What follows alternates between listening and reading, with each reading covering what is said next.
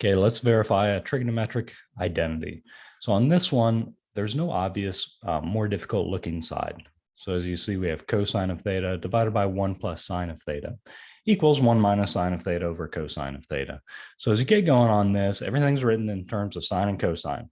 So I do have a little bit of a trick that's going to help you out. It's not a wild, crazy trick, but I'm going to start with the left-hand side.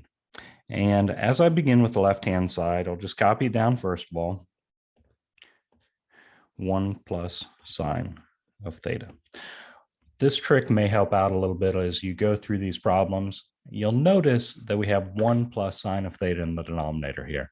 So as we have that, two terms in the denominator, one kind of approach to this is if you multiply by the conjugate of this denominator, it can sometimes be very, very helpful.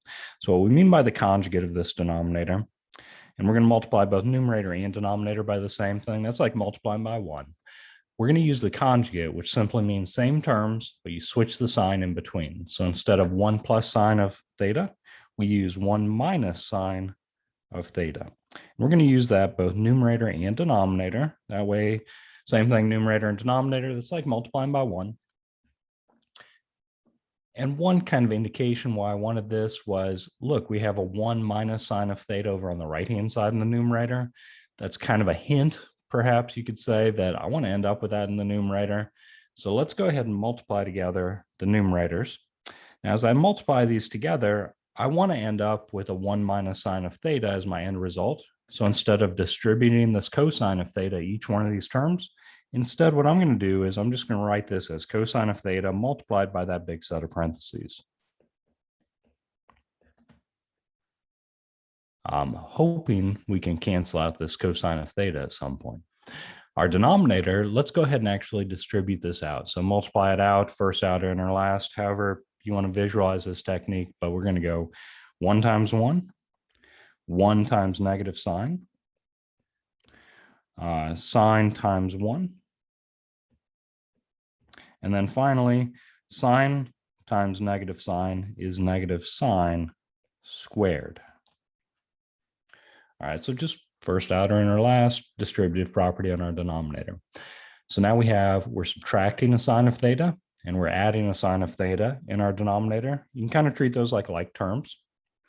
Add and subtract the same thing, they get to cancel out. Create 0 sine of thetas. So now in our numerator, we have cosine of theta times 1 minus sine of theta. All over, let me see what's left. We have 1 minus sine squared of theta as we canceled these two middle terms out. All right, from here, we still want to have the 1 minus sine of theta. We want that to be left. We want to eventually cancel out this cosine of theta, find a cosine of theta in our denominator to match up with that. But I notice we have a sine squared still in our denominator, and now we have one in our denominator. This tends to point us towards the Pythagorean identities. All right, so the Pythagorean identity tends to go as cosine squared of theta plus sine squared of theta equals 1. All right, so whenever you have squared sines or cosines, you kind of want to refer back to this formula. So what we can do is we can rearrange our Pythagorean identity, and we want to get 1 minus sine squared of theta on one side. So to get there, we can just move the sine squared of theta to the other side by subtracting it, and that'll give us cosine squared of theta is equal to 1 minus sine squared of theta. And now we can replace in for 1 minus sine squared of theta, we can replace that with cosine squared of theta. So now we have cosine of theta times the set of parentheses, and then cosine squared of theta in our denominator. And again, that was using the Pythagorean identity. All right, next we can do a little bit more simplifying down because our numerator is factored.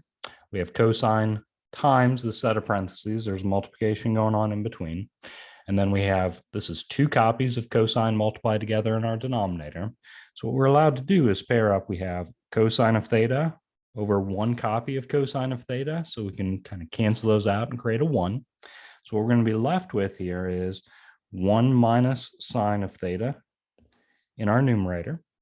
And then we canceled out one of these copies of cosine of theta, but we're still left with one copy of cosine of theta when we get done here. So as you notice, what we ended up with is exactly what we wanted to, what's on the right-hand side of this identity from the very start.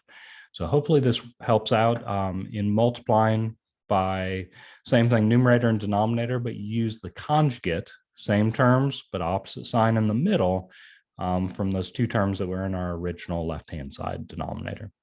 All right, hope this helps out. Good luck as you're working on these, understanding all these techniques. Hopefully it makes sense. See you.